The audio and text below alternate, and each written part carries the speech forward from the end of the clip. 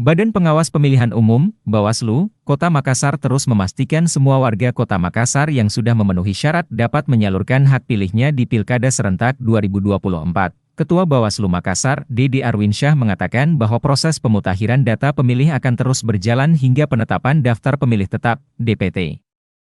Dalam upaya memastikan data pemilih yang akurat, Bawaslu Makassar meluncing posko kawal hak pilih di 15 kecamatan yang ada di Kota Makassar. Peluncuran posko pengaduan tersebut dilakukan secara simbolis di salah satu hotel di Jalan Taman Makam Pahlawan, Makassar, Rabu, 28 Agustus 2024.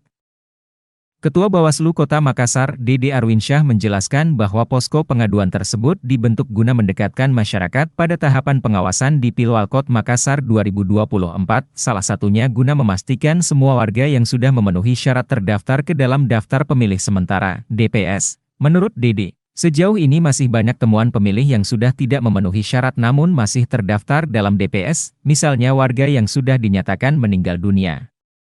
Ini kan tahapan pemutakhiran masih berjalan terus sampai dengan adanya DPT nanti, sehingga kami berharap dengan adanya posko kawal hak ini, partisipasi masyarakat betul-betul bisa kita harapkan.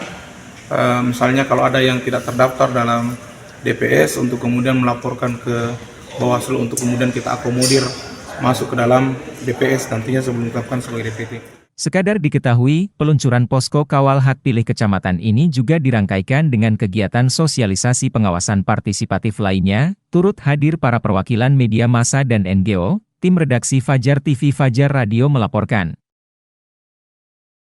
Terima kasih telah menonton. Jangan lupa subscribe, like, comment, and share. Saksikan terus informasi terbaru dengan menekan tombol lonceng hanya di channel Fajar TV.